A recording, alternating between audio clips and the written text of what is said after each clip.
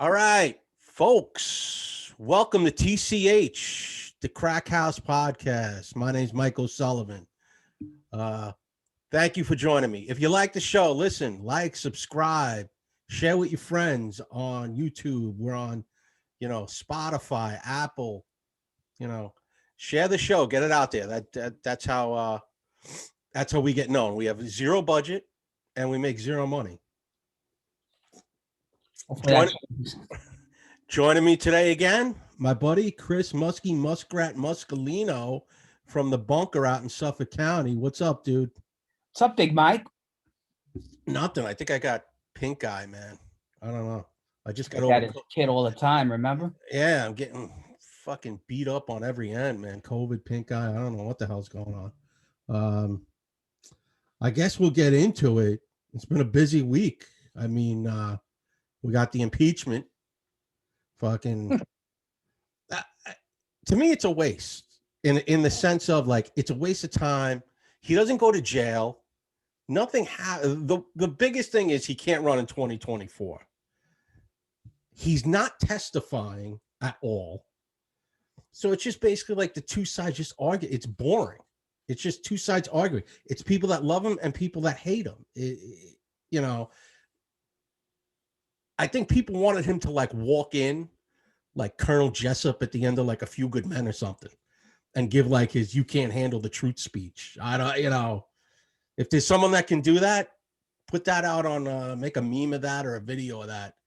Put his head on Nicholson and I don't know, Pelosi on Tom Cruise or something and give that whole speech. I lean one way. I mean, I just think like you mentioned, Mike, I think it's a waste of time. I mean, I think for people putting aside what, your likes for the person, whether you like him or you hate him, here's the deal, man. I mean, they basically use this whole impeachment thing, in the pure partisan way. Impeachment is used to get somebody out of office. He's not in office anymore. So really what you just said is, for all intents and purposes, that's the intent of it. The intent of it is to prevent this guy from running 4 years from now. Now, based on what we talked about last week, you want to tie it into censorship and one way of train of thought and one political party in this country and really get into deep conspiracy theories. I think you can kind of make a case for that. I mean, if you want to go down that route, but the way I look at it is, the thing is dead on arrival. So they need 17 votes from, senators on the Republican side to get this guy impeached again. And at the very least, the only thing that you're going to accomplish is being able, in a worst case scenario for him, to prevent him from running again 4 years from now. He's already out. And, I was watching some of the trials, talking, with the missus today about it. And, look, at the end of the day, it's become, not cool or, in the worst case, serious ramifications for you in your work life or with your friends or your family if you question the results of that election or the validity of it. And then, it's a whole step further with him in terms of, quote, what they're claiming that he did, which is incite. But, what some of the argument I was watching and reading a little bit about it today, they were talking about how 4 years ago, people were claiming the same thing about the validity of his election. It was the Russians stole it, and, people were all over the media talking about it. Where was the disclaimers 4 years ago? Where was the disclaimers from Twitter? The election was fair. How many times did you see Russian hoax in somebody's Twitter account or Facebook or not my president? And basically what they're saying is that, it didn't really start with the speech that he gave on January 6th, but it started like before then when he was putting in people's minds that the election would have been stolen, that it wasn't valid. Yeah. And my response to that was, where was it 4 years ago, when the other side did it and they questioned the validity of the election? I think the whole thing's a sham, to be honest with you. They're not going to get the votes. It's going to be dead. And the worst thing for them, is 4 years from now, if he's going to have a lot of ammunition if he wants to run again, whether he gets elected or not, who knows? Yeah, it's kind of like, it's like saying like Michael Jordan can't play basketball anymore. He's 60 years old. He's never playing again. Like they find some blemish on his records. Well, you're not playing basketball anymore. Yeah, he's still the greatest basketball player of all time, and you're in the Hall of Fame. Right. I mean, it's like you said, it's done and over with. And I was just thinking about this. if he does get impeached, I was watching the news today. They said they need like 11 more senators, I think, to swing the vote. They had six votes. They had six. They had six that voted on the constitutionality of it, and they need another 11, I guess, for it to pass. And it's not happening, I mean, but here's a crazy thing. Okay, it does happen. He gets impeached. I was just thinking, I'm walking my dog, and this is what I'm thinking. It's going to be like Ivanka 2024. He's going to have one of his kids run. If he gets impeached, he's going to make one of his kids run, man. Yeah, like maybe. he is, like you said, he's going to load up the ammunition. He's going to load the ammo in the gun, man, and he's just going to go ballistic and run it from like behind the scenes. Yeah, and have one of these kids out there, and he's just going to keep spewing it. I think you hit it on the head, Mike. I think that he's going to run it behind the scenes, but I think you're if you really dislike the guy and you don't want to see him ever again, the next worst thing to him, obviously, than getting elected again 4 years from now, which would be atrocious for people that really dislike him, is the fact that, like you said, he's going to pull the strings. I don't think his kids are going to run because I don't think they have the pull that he does. But let's put it this way: he could realistically make his own party, his own political party, and really hurt the Republicans. And what I would say to you is also that, in terms of the people that do like him, you're going to enrage them. You're going to absolutely enrage. If you think, listen, I don't anticipate something happening like January 6th again, but you are going to enrage the moderate person that likes this guy because they're going to see through the BS, which is really what it is. And they're going to see it as a ploy to stop this guy from running again. And basically, the last couple of shows that I've been on with you, the last show that I've really hit on one thread, and the thread of censorship. Now you're talking about you censor people's thoughts, you censor people's stuff on Facebook and social media, and now you're censoring their candidate. In terms of a lot of people feel like the guy legitimately won, and there's evidence, like I said last week, to suggest it. And unlike 4 years ago, if you say that or voice it, you're viewed as a crazy person. And my thing is, regardless if he gets impeached or not, if he does get impeached, I think it's got really, really bad ramifications for the Democratic Party and for the people that really, really, were behind him. I think it just galvanizes him, whether he, like you say, he has his kids run, or like, say, for example, he starts his own political party. I think it's bad news for both Democrats and Republicans if they go down that route. Well, if he does splinter off from the Republican Party, he's going to destroy the Republican Party. Absolutely. He's taking 70 million votes or even if he takes half that, 35 million, the Democrats will just walk forever for the next 5 presidential elections, probably till they figure it out. And what the bigger pissing match is with him and I guess guys like Romney and the McCain family. He didn't lose Utah, but he lost Arizona. Yeah. Partly that was because the wife of McCain, galvanized, people to go the other way, and I think that hurt him, because Arizona was a swing state. And I do agree with you. I think that if it goes that route and they make their own political party, he makes his own political party, I think, the Republicans are really, really in a load of shit. Yeah, definitely. But he loves the attention so much. He's going to have, like I said, I think he's going to have one of these kids run. Either Don Jr. or Ivanka. And look at Ivanka, the first woman president. He would love that. You don't think he would slap Ivanka's face on everything. He'd make Ivanka buildings or whatever, the Ivanka casino down in Atlantic City. I don't think they have the juice, I think it's a good idea in theory, and maybe they do have a shot based on name alone, but I just don't know if those kids have the juice that he has, A lot of people like him.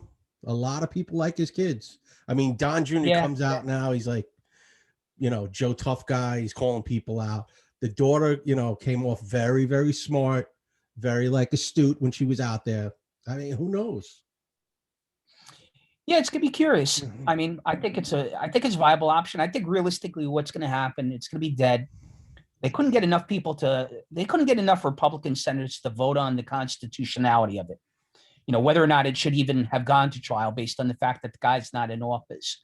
So if you can't get 17 votes to declare it constitutional, why proceed? And I think a couple of people in both the House on both sides, kind of argued it. You're wasting everybody's time.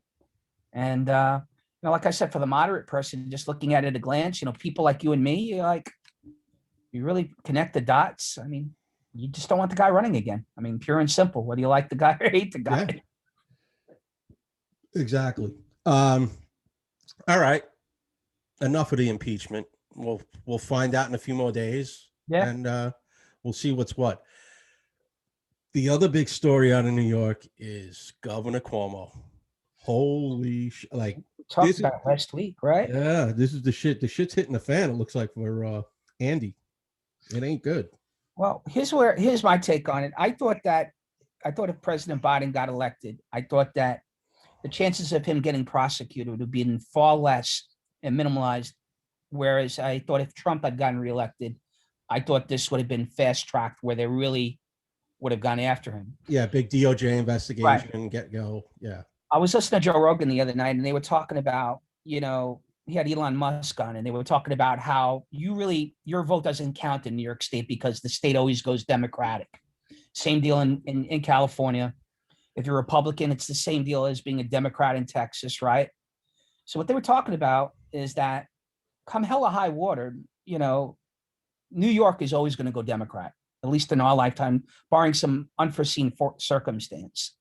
And I think with what came out today in the Post and all the stuff that's coming out, the numbers, the fact that they lied to prevent the feds from really getting into their asses last year, I think a guy like Biden is like, you know what? 4 years from now, if I decide to run again, or Kamala is going to run again, run for president, we're going to get New York no matter what. So for us to hurt a New York governor and take a New York governor down, it doesn't matter. We're still going to get elected. And I think there's like like we were talking about last week, there's overwhelming evidence that this guy really, I mean, it's unconscionable what the guy did. I mean, the numbers in New York State are beyond, they're like double what some small countries are in terms of COVID deaths. Every other state, I mean, the death rate is through the roof. And a majority of it was with the, with the elderly, which he was directly responsible for. And then for the press person to come out and say, hey, look, we lied to keep, Trump and the DOJ off our asses. Yeah.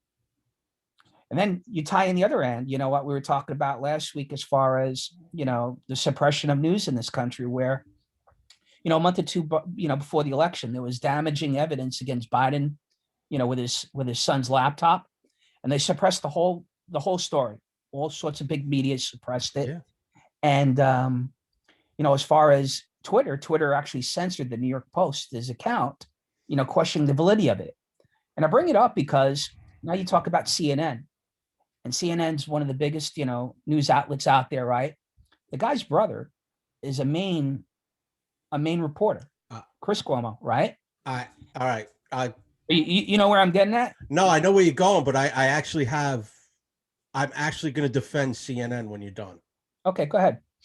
So, before you go down that road, the last story I just watched was on CNN, and he got slammed for a good 5 minutes. Like they're showing both sides of the story. I mean, he's getting slammed by the Democratic Party. How he is, yeah. The Democrats up in New York State legislature.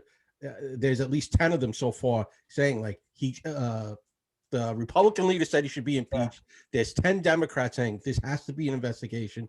Letitia James is basically going to get pressured to open up a big investigation about this. I mean, like I said, it is not looking good for him.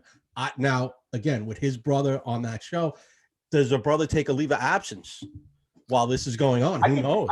I think you're right. But I guess what I was getting at for the audience out there is that, why did this stuff come to light last year? Why didn't it come to light in October or last summer when this shit was happening? Just like the laptop, the FBI, your ex-law enforcement, they had that laptop for a whole year. The FBI had that laptop for a whole year. Why'd you sit on it?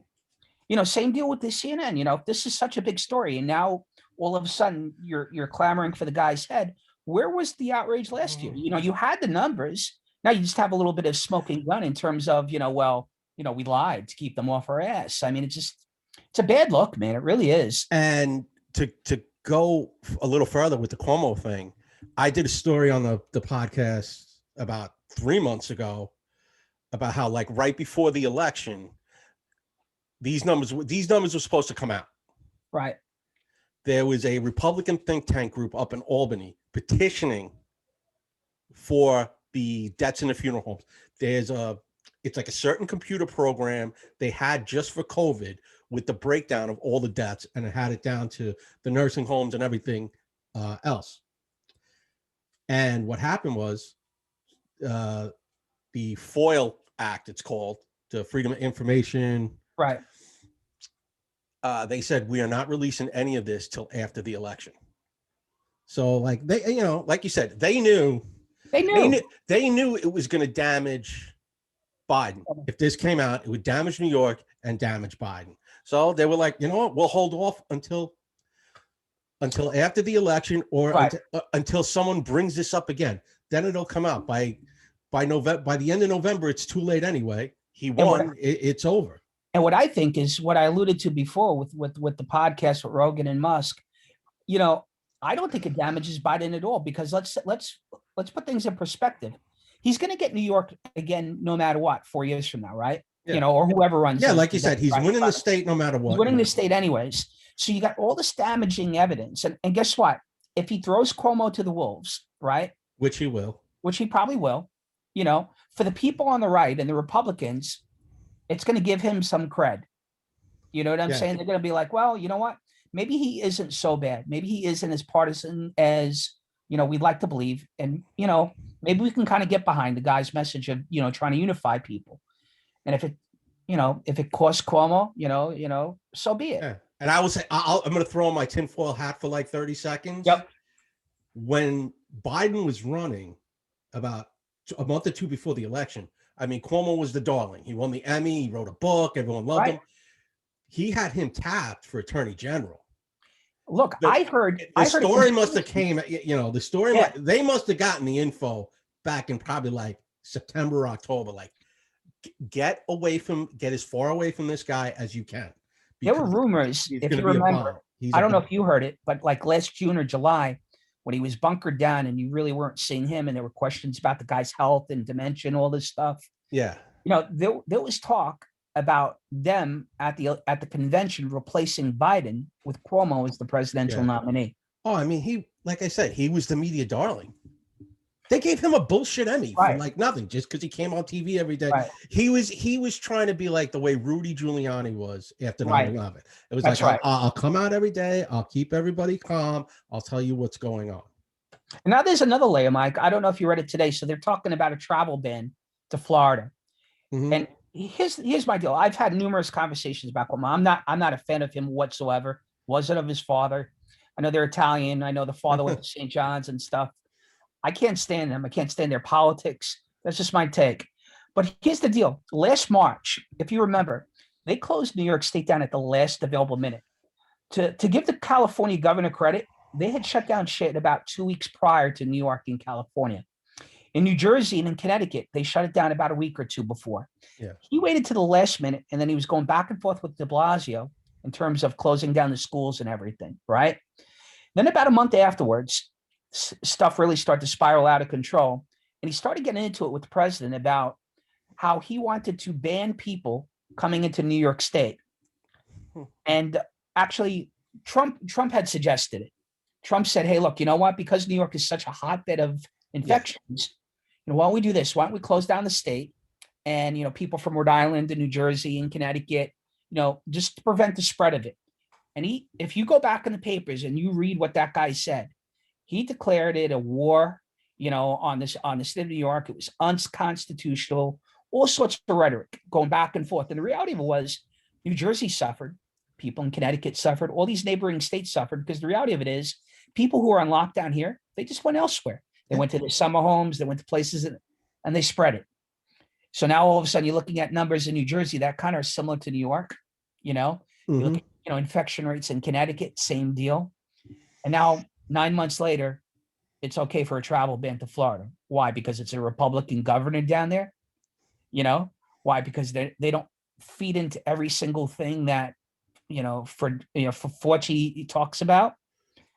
It's just, I don't know, man. Again, it's just not a good look. Yeah, they just. I mean, both sides of the aisle, they want to say they love you, and then they're stabbing you in the back with this. Like, it's anything to get an inch. And we And talked about it, you right? know, I mean, if Cuomo, if Trump would have won, there's no way restaurants would be opening up this weekend in New York City. absolutely not. And I'm glad about it. Also on a positive note, I saw they're putting 10% or 20% back of people in sports stadiums, which is Yeah. cool. But like on every nice, thing that you see about this stuff about us, potentially getting back to normal, you read an equally damaging thing that talks about how this thing could linger on for years. Now you got to wear double masks. Oh, now maybe it's not over in the summer. Oh, maybe it's going to linger for the next couple of years with this bullshit. It's just like, you don't know what to believe anymore. It really is. I mean, what did we do? We celebrated the year anniversary of the 2-week flattening of the curve last week. Yeah. I mean, come on. I mean, I get it. You and I both got it. I mean, we got it. It sucked, but you got to, you got to kind of like get on with your life too. You can't just keep fear mongering. We've already talked about this ad nauseum. You had underlying conditions. It's going to get worse. There's a guy I know from narcotics. I won't give his name out. He's been on a ventilator for a month. Crazy. And it's not looking good, supposedly. And the guy's in my prayers, and I hope he makes it out. Our age bracket. Yeah. Yeah. Like you said, dude, we've known people in our age bracket that have died from this, and they all had, they had underlying conditions. It's a terrible thing.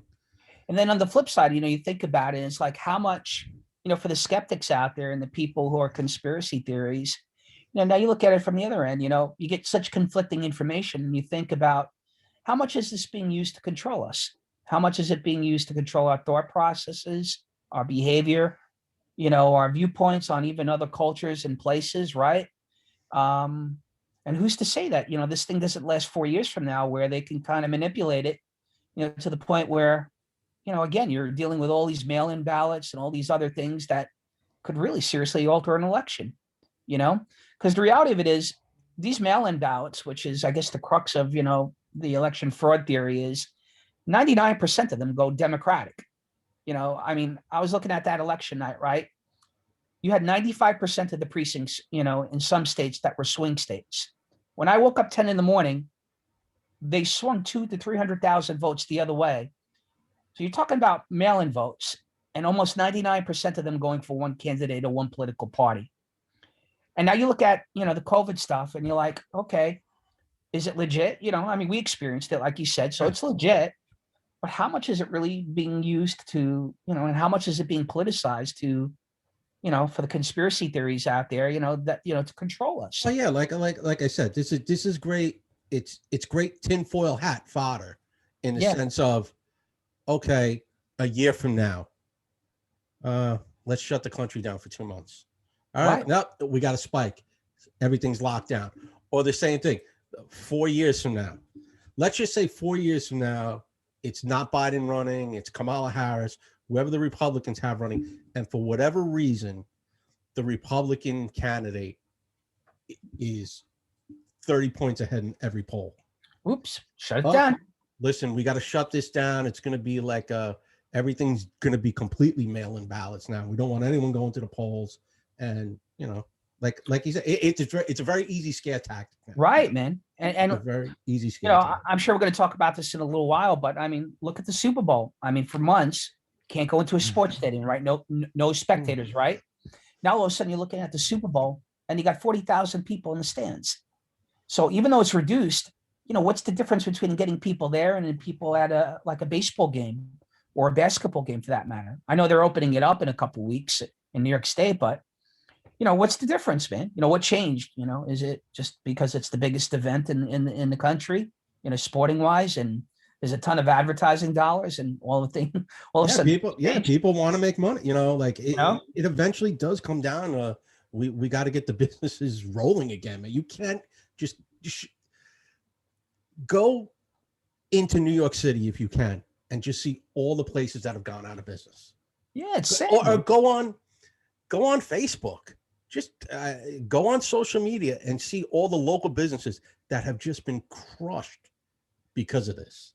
Or even people like, religious services, whatever denomination you are, Catholic, Jew, Muslim, whatever, okay, so you can go out and protest, or you could do this and that, or you can have this business open, but you can't go to your church. Or if someone dies, you can't go to a funeral, or you can't go to have a wedding. It just, again, you don't know how much of it is legit, and, again, I'm not trying to diminish the thing in any ways. I'm not trying to be the conspiracy theory guy at all, but, you could go ad nauseum as far as the hypocrisy of, the procedures and, the politics of it all, which kind of, I think it makes it worse for some people, because I think there are people that are really far to the one side of the political spectrum or the other, that they take this stuff and, they propagate it as far as, us being able to control the disease, in the sense that they think it's complete bullshit from one side or the other. Now they don't wear masks. Now they don't do things, and they're part of the problem. But, I got to be honest with you, even in the middle, just looking at it objectively, there's a lot of bullshit on, that makes you really question the whole thing. No, it is. You have to find, like you said, people have to start coming to the center and having normal, rational discussions about this. Yeah. It can't be no mask and I can spit in people's mouths whenever I want. And I'm not going to wear 17 masks to go to CVS to buy a pack of gum either. Right. Right, you got to wear 2 masks, right? Or if I want to, I want to go to a concert or go to a football game or a baseball game, I want to go. Yeah. You can't shut everything down. Speaking of like that type of censorship, going into like another censorship thing, we had the whole the girl from the Mandalorian. We were talking about the Mandalorian last week, right? And Gina Carano got fired for basically putting a tweet out where she compared like Trump supporters to like the Jews with the Nazis coming after them, I think. She said something to the effect of comparing how it is to be Republican in this country and conservative in this country, and the way the people were treated in the Holocaust is the way that the Republicans are being treated and the conservatives are being treated here in this country, which is a ridiculous analogy. But the point I made, I put something up on Twitter. One guy went back at me and I shut him down pretty quickly.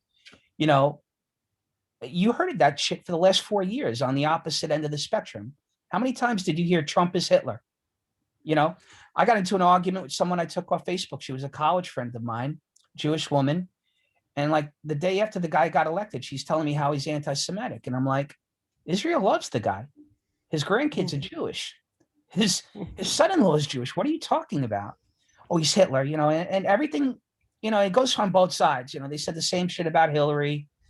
Look, if you know history, and we come from the same background, my grandfather and your grandfather lived in bomb shelters and fought against the Nazis in World War II. A U.S. politician is nothing like Adolf Hitler. Sorry. Now, what she said was comparing the Republicans, the way they're treated to the way that the Jews were treated in the Holocaust.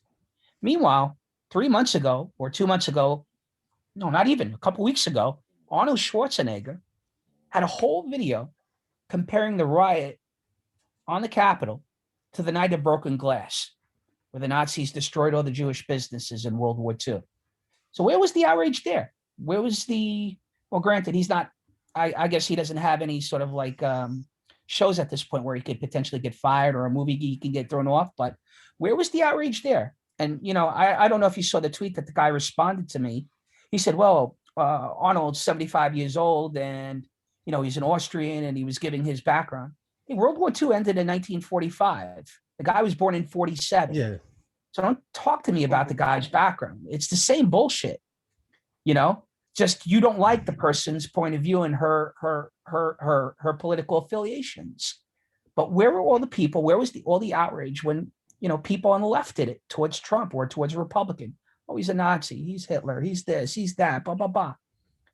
You can't have it both ways, man. I mean, if you don't like that analogy, you can't have one candidate. You can't have one person get condemned for it and the other person on the opposite end of the spectrum, no matter which way you lean, be okay with it. if you don't like the analogy, just have it across the board. You can't say it. It's ridiculous. I mean, No, she can't. Yeah, she got, she's gone. And like you said, like with Schwarzenegger, like wasn't his dad kind of like in the Nazi party? And, right. right. uh, I, like you said, I don't think she should have, like, the comparison is crazy, but I also look at it too. When people, if you want to go swing the pendulum the other way, have a social experiment where you put a MAGA hat on somebody and have them walk through Manhattan and see how they're treated. Oh, sure. And I'm going to say that's exactly like, not absolutely not, but let's just see how they're treated. Have them walk through Union Square Park and let's see what's said to them. Right. Or let me ask you a question. How many accounts on Twitter, we all saw it a couple of months ago. How many accounts on Twitter in 2016 had a disclaimer every time the Russian hoax was mentioned? Questioning the validity of the 2016 election, which is really what they talked about at the trial today in the last couple of days. They're like, look, he was questioning the validity of the election, but you can't say that now because that's bad. If you say it, you're a loony, you're this and that. But 4 years ago, you people were doing the same thing on the opposite side. We were talking about how it was, I think Chuck Schumer or Pelosi talked about the election being hijacked. Where was Twitter's disclaimer? Saying, hey, look, 2016 election was valid. They didn't have it. And I guess the point I'm trying to make is that, again, it's the hypocrisy of it all. One side can say it, but the other side can't. And the other side can say it because they've got the social media and old school media allowing them to do it. Yeah. Repercussions. Going back to Cuomo for a moment. Why was the Hunter Biden laptop story suppressed in October? Why was the validity of the New York Post, not me or you talking about it on Twitter, the New York Post, a legitimate news outlet, why was their story shut down? Why was their account locked out for basically 2 weeks on Twitter? Why was, any of this stuff suppressed? Why wasn't CNN talking about the elderly and the nursing home stuff last summer when the numbers were right there? Again, just pure suppression. And again, it's just a hypocrisy, and I think it's a bad way where we're going in this country. For Gina Carano, I liked her. I thought she was great in the Mandalorian.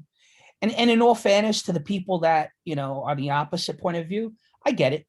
She didn't just make the tweet about the Holocaust. She made a couple other, far right type, comments that, could be, contrived as really. I get it. I mean, it's true. She works for a private company. If they don't like what you say, like you work for a private company. Right. Now, I worked for a city agency where you could not have political beliefs while you were working. Right. Like, there's a female cop that just got in trouble. She had like a Trump patch on. Right. And, she's probably going to lose like 10 vacation days, 10 days more. She's got to work. Probably it's going to cost her, technically, if you figure out the work days, it's like over $1,000, $1,500 that she's got to, Listen, I get it. I get it. And look, for all those who are watching, for my employer who may look at this, my views don't represent my employer, period. I mean, I don't think I'm saying anything outlandish here, but, I get it. When you work for an employer, you're subject to their rules. And, if you're going to cost them business with your viewpoints, because people construing your viewpoints as theirs, look, I get it. I do. But all I'm saying is just be fair about it. If one party, if you don't like a thought process, or if you don't like an analogy, just be consistent, man. Yeah. Don't say one party. And it just seems like I've seen this over and over again for the last 20 years. Anybody on whatever side of the political spectrum that you lie, if you don't like the other party, automatically they become Hitler. And it's like such a babyish response. It's like, read a history book, read about what this guy did, read about, how ridiculous it is to compare a US politician to the greatest mass murderer of the 20th century. I mean, it just, I'm sure you get people that argue with that too, and get real cute with, you as far as, but I don't know. I just think it's ridiculous. Yeah. It's whenever you hear things like that, it's people, there's the old saying, what is it? It's easy to be a socialist or a communist in a free society, but it's hard to be free in a communist or a socialist society. Like you could say whatever you want, um, you know, and especially like a lot of these young kids now of Nazi, Nazi, Nazi. You know, your grandfather fought the Nazis. He's not a Nazi. I mean, It kills me, Mike, because look, I have some friends. I have one friend in particular, and the grandfather was a Nazi. And I love him, but I'm of the ilk, and I've got into arguments with my wife, who's part German, that for somebody with a Nazi background, even though they don't practice that, they don't believe that stuff, don't get up on a soapbox and tell me about how what I'm saying or doing could be construed as racist. yeah. It kills me because your grandparents and my grandparents came from Malta. And Malta, my grandmother lived in a bomb shelter for 4 years. My grandfather fought in the RAF against the Nazis. And for somebody with Nazi heritage in their background, regardless of what kind of person they are now, I don't want to hear anything about it. How I shouldn't say something or I shouldn't do something or I'm being racist. You're in no position to do anything, man. As far as I'm concerned, I don't want to hear it. And, look, I guess some people will watch this be like, that's ridiculous. I get into arguments with my wife all the time, who's part German. She's like, well, you should be held responsible for your ancestors or, stuff that people did 100 years ago, 50 years ago. Yeah, I get it. I just don't want you to freaking get up on a soapbox and tell me about it with that in your closet. No, you're right. Yeah. Yeah. I mean, we could talk all night about this. We could like go just in circles, right, about this type of logic. Like you said, it's the country has gotten to a point now where with both political parties is the extremes control both sides of the party, and that middle ground, it's like the little kid and the parents are getting divorced and they're trying to pull you to each side. And I mean, I think you need someone, to come out. You need a politician to come out and say, listen, there's good sides, there's good intentions on both sides. I agree with that. We have that. to bring them out, and we can't deal with the fringe bullshit anymore, because that's what it's coming down to. People have talked about, what is it, like a democracy? Like the average length of a democracy is usually like 250 years. I think if you go through history, and we're past that by 40 years, I think, right now. Close to it. Close to it. We're pushing almost 300 years, and if we keep letting the fringe control shit, it is gonna, like that Capitol, what happened in January is just gonna be like the tip of the iceberg, where you're gonna see that happen in states. You're gonna see red states and blue states where red state people are gonna be like, I'm not having this anymore. We're doing it my way now. And these, these like militias and whatever, people are just going to band together. You're going to see guys with that fucking bull hat on and the red, white, and blue face. You're going to see a lot of that shit. Yeah. And you're going to see states of like fucking Portland, Oregon. Right. The opposite way. With the opposite, but it's still going to be violence. Right. And they're going to do shit their way. I listen, I think a lot of it's got to do with the media politicizing it as well, showing you the fringes. I think most people, and I think most people in America are good people. I really truly believe that, no matter which way you lean. I think that inherently American people are good people, despite what the media shows you. Yeah. I think the media shows you shit on both ends to get ratings. I think they show you the extremists because guess what? People click on that. People read about it. People watch TV about it. Yeah. People like you and me, we're not interested. You put me or you on a TV show, nobody's watching it. I mean, I look at the viewership on these YouTube things, and granted, it's an emerging podcast, but I'm sure if we were talking outlandish shit, I'm sure you get a lot more viewership. Whatever end of the spectrum that we leaned.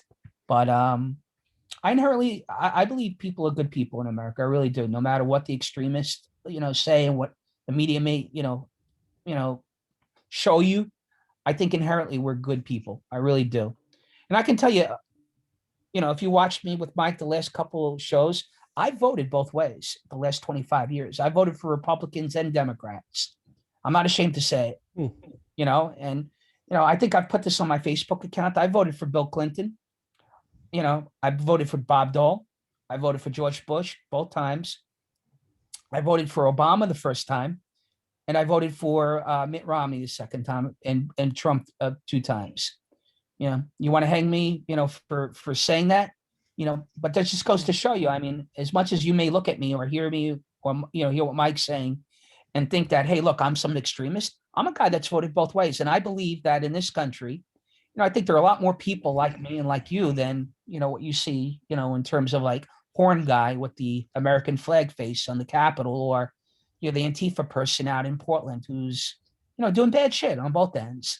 So I hope you're wrong. I hope things come more to the middle. I think we get back to some sort of normalcy. I just think that on both ends, you have a lot of problems. And I think when it comes to the media and stuff like, the Gina Carano thing, I mean, look, I don't care whether you think she's crazy or not. I mean, just again, be consistent, because if you're not consistent, it causes resentment.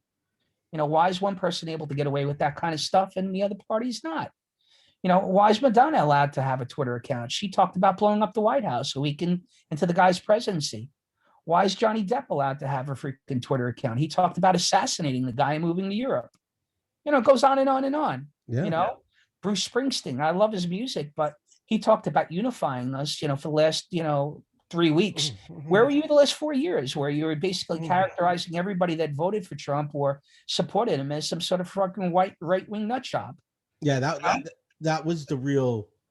That was one of my problems with the last election. Of the second he won, he came out and said, "I want to unify." Well, if I voted for Trump, then you basically just called me a Nazi for the last 10 months, right, and now you're my buddy. I mean, come on, listen, that was the problem. Yeah, and I'm trying to give him a fair shot. He's the president. I respect him. But, again, just be consistent, man. I mean, we can go back and look at, their whole, going back to the whole impeachment thing that we talked about. They talked about how he incited the violence and the riot. Well, I saw a video, and we all saw it last year, about Maxine Waters talking about harassing people who, voted for Trump or the Trump administration. Don't let them sit. Don't let them eat. We saw Twitter accounts from AOC talking about how to riot, how to, propagate a riot, this is what you need to do. And it goes on and on and on and on. And like the thing that I saw today, going back to the trial for a second, is they were hinging on the word fight like hell. Well, Joe Biden said it. A couple of them said it last year. It's the whole context of it. Again, just be consistent. If you don't like the terminology, if you don't like what, somebody's saying, just be consistent one way or the other, no matter what way you lean. But, I put something on Facebook about Twitter censorship and Facebook censorship a couple weeks ago. And one of our mutual friends talked about, well, it's a private company, and they can get to do whatever the hell they want.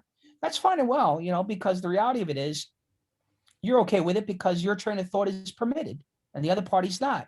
If the shoe's on the other foot, you probably wouldn't feel that way. And as far as it being public, guess what? I know you and I've talked about it. The internet, it wasn't built by Facebook or Twitter or any of these companies or Google.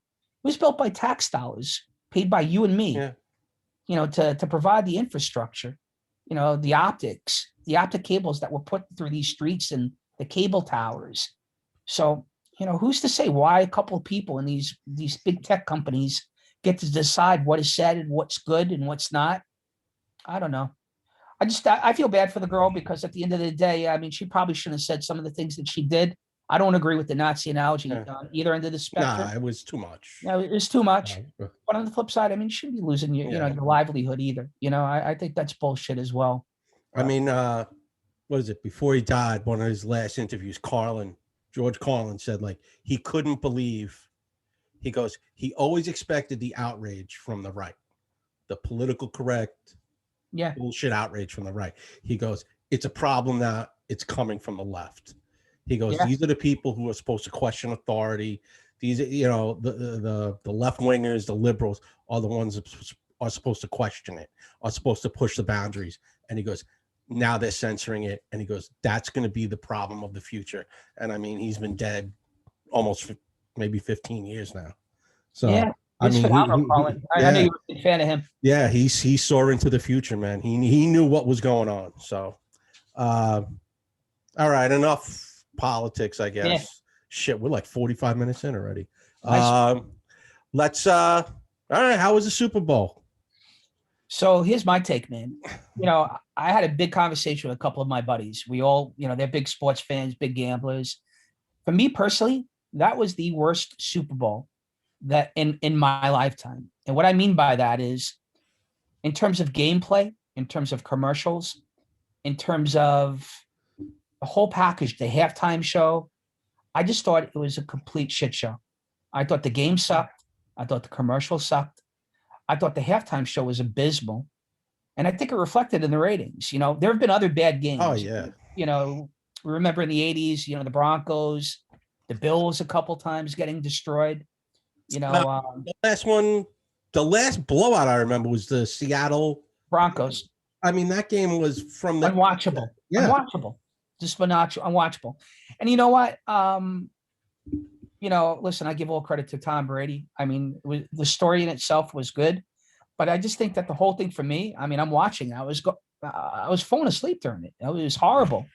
And then I don't know for who watched it, but I didn't get the whole underwear on their heads, during the weekends, halftime show. No, I didn't even watch it.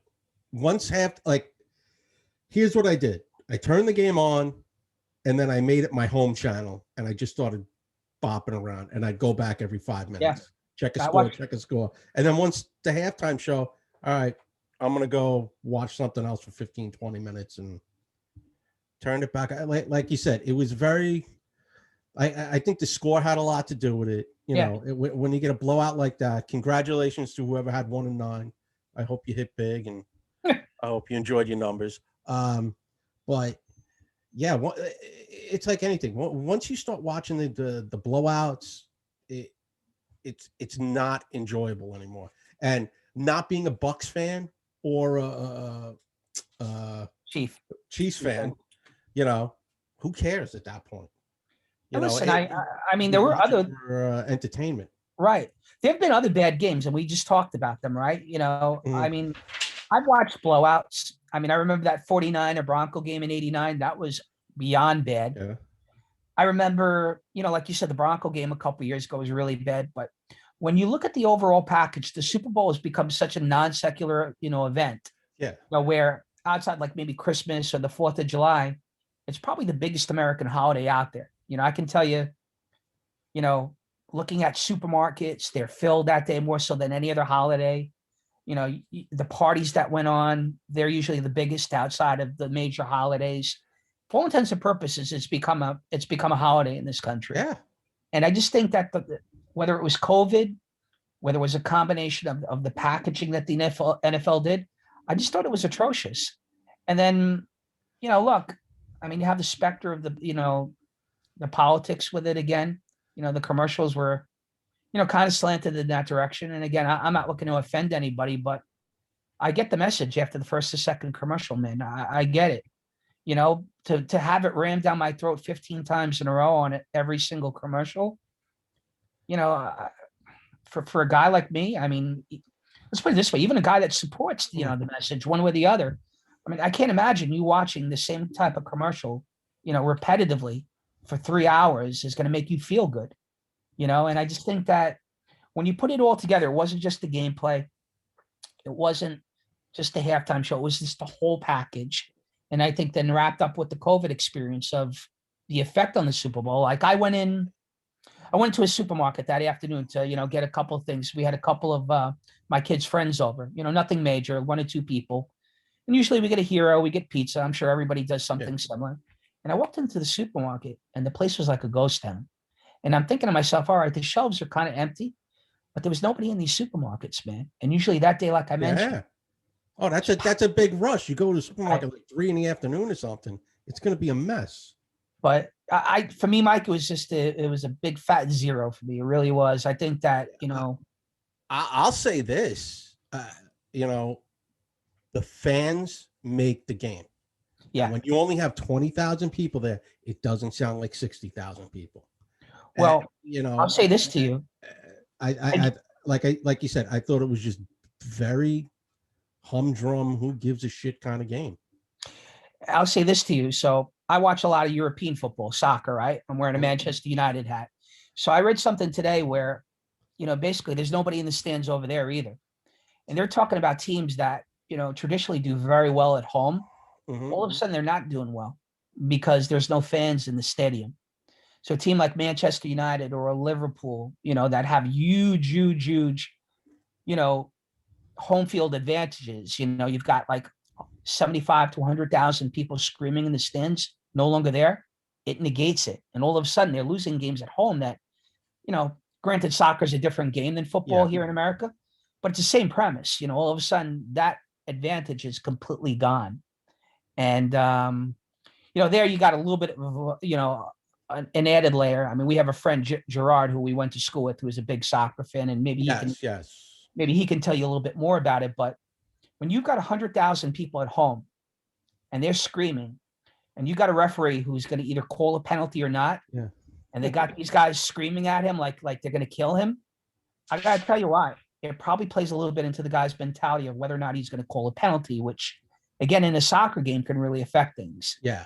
And I can't imagine here in the United States, like the Chiefs at home, or maybe the Bucks at home, or the Bills at home, right? Or the Minnesota Vikings. You take those fans away, like you said, it makes you wonder on how much of an impact it had on the game. And I tell you what, going back to what we were just, talking about, I think for someone like me, it definitely made a difference, seeing no fans in the stadium or very few fans. And plus, think this was the first time in Super Bowl history the home field, someone actually had home field advantage in the Right. Super Bowl. Right. And now you could only fill it up to like a third of the capacity. And if you go back and watch our podcast last week, I told you I thought the Chiefs were going to win, in all fairness. But I did say I thought the game was going to be close, and I thought that if the Bucks were going to win, Brady would be at home. You got Tom Brady, you got a good defense, and you got a running game. And obviously, it would come down to turnovers, which played a part in it. I think the only thing for me, I'm not an overly big Brady guy. I get into it with my buddies. I think that obviously Brady gets all the credit for it, but the reality of it was watching that game, a Tampa defense shut down the greatest offense in the NFL at this point. And well, they didn't have three guys on that line playing right at KC line. So I think so. I'm not gonna make it, not making excuses or anything for him, but but even going back to Brady's other Super Bowls, I mean, if you look back at all the wins that he's had, I mean, again, he gets all the credit. He's the GOAT because he's won 7 now with 2 different teams. But how many of those games that they won were attributed to, defense? Their defense shutting down the greatest offense, the greatest show on turf, the Rams, right? Brady didn't do that. We're Giant fans. I mean, every time Eli threw an interception, I mean, he got blamed for it, but how many times did the defense blow the game and Eli was getting blamed for it, So the quarterback gets a lot of play of it, but, I looked at that game and I said, you know what? Tampa played a really well-rounded game, and I think ultimately, as much credit as Brady got, I think the defense and the running game and the coaching staff should get credit too, which they won't. I think like you got Todd Bowles is probably coming back he's going to be a head coach after that performance, and I also think who is it, Byron Leftwich now? I think he's going to get a look. Yeah. After what he just did with a 43-year-old quarterback, and a guy that was out of football for a year, and another guy, Antonio Brown, that was like his career was over, and they turned that team around. And don't take it the wrong way. I mean, as much as I dislike Brady, and I don't think he's the GOAT, he arguably is. And listen, he had a lot to do with Antonio Brown being productive this year. You also got to take into consideration Gronk, who is probably the best tight end in history at this point. Or at the very least, you can make an argument for him being the best tight end, just like you can make it for Brady. But Brady's got a lot to do with it. Listen, he's a hard worker. I was reading, his regimen on how he's kept himself young at 43 years old. And I got news for you. He could probably play another 5 years the way he's going. And I mean, the way the rules are, right. And he's got like some psycho regimen. The guy eats nothing but like kale and even though he's drunk at the Super Bowl parade, right? But just think, a guy like that probably doesn't drink all year, and he probably had two Right. beers on a boat and is wasted and getting carried off. And it's true. And hey, you win 7 Super Bowls. God bless you. And you see guys like our age, that look like our grandfathers. And you got guys our age that look like they could be our kids. It really depends on how you take care of your body. And I think a guy like that with millions behind him, in the conference that he plays with the rules, he could go another 5 years. And I got news for you. They'll probably be back again next year. Yeah, and just think, I mean, the way, like you said, the way genetics is with some people, the way people keep themselves in shape, it's not going to be just quarterbacks. You're going to start seeing probably receivers, older running back, guys are just going to, Tiki Barber tried to come back about, 5 or maybe 6 years ago, 7 years ago. After he lost, he never won a Super Bowl with the Giants. He tried making a comeback. He got himself ripped. I think he had one tryout with the Steelers, and who knows, maybe it was just the pain. He was out for quite a while. I think a lot of it's got to do with genetics, and I think a lot of it's got to do with the way that he lives, man. I mean, he's doing some, really avant-garde type stuff with his body, He's got so much money. I mean, I would love to know what his budget is just for that, keeping himself in shape. I read somewhere, I think I can answer that. I think it was like 1.2 a year he spends on nutrition and trainers and all that shit. And apparently the guy, I think that led to the demise of him with the Patriots. He has him on a regimen where he basically does the same shit every day. So like in the morning, he wakes up at 5:30. He's at like the weight room at 7. He's got the same as far as diet every day. He drinks like a smoothie 7 o'clock in the morning. He eats like kale in the afternoon. He doesn't eat any like red meat. He doesn't drink, obviously like you mentioned. And I read that at some point the people in the Patriots locker room, the guy's name's Alex something. I forgot his last name, but apparently they were asking him questions instead of the medical staff on the Patriots. And allegedly what happened was there was a meeting where they were all in the locker room and Belichick was there and he was giving the meeting. And apparently this guy, Alex, the trainer, questioned something that Belichick said. And Belichick flipped the fuck out, excuse my language. And he's like, get this guy out. And at that point, there was a huge rift with him and Brady because Brady attributes a lot of his success to the way that this guy managed this guy. Yeah. So, Belichick is like, look, I can't have a guy who's going to be contrasting what my medical staff is saying, like he's running the show. And I can't definitely have him in my locker room questioning my authority on anything. And I think at that point on, there was a huge rift and break with Brady to the point where I think it led for him to go down to Tampa. Huh. Interesting point. If you got $1 million, you could be Tom Brady. Shit. We're pushing an hour. It's time to wrap this baby up. I want to thank everyone for joining me. Like I said, you could check us out. Check me out on Instagram, the Crack House Podcast _ between the words. Twitter, at Crack House Pod. And if you want to drop me a line, email thecrackhousepod@gmail.com. And don't forget, check out my buddy Jack at I Can Paint. What do you got? Anything, Chris? Yeah, man. We got, listen, I know everybody's still in lockdown, but keep pumping it up. DJ Chris Clash for your entertainment purposes. When things break right, give me a call. I'll do a good show for you. We go from weddings to bar mitzvahs to christenings to backyard parties. You name it, I got it. I've got over 100,000 songs in my database. We put on a great show. I've got some nice testimonials. I'm hoping, for things to get back to normal so we can really, have a good time out there. But mention Mike's name if you hit my website up or if you text or email me. Just mention Mike's name, the Crack House Podcast. I'll make sure you get a nice discount. And I hope everybody's okay out there, man. Hopefully we do this again. All right, Chris. Thanks again. Next week, I don't think we're going to go as political as we did this week. I think we'll keep it light next week. I think we might go conspiracy theories next week. I think let's look some conspiracy theories. We could talk, I was hearing, for all those out there, we could talk UFOs. All right. Moving away from politics for a second. I don't know if anybody saw it, but in the COVID bill, one of the stipulations that was in the COVID bill was that the CIA and the FBI release everything that they know about the UFOs over the last 25 years. All right, Why save was this shit for next week. why Save was this put shit in for the bill? I don't know, but we can get into that. All right, we'll get into that next week. Like I said, folks, have a good one. We'll see you next week. Get your tinfoil hats ready. It's going to be conspiracy week. And as the old timers say, tell your friends. Tell your friends. Tell anybody. Tell your enemies. See you next week, everybody. Bye-bye.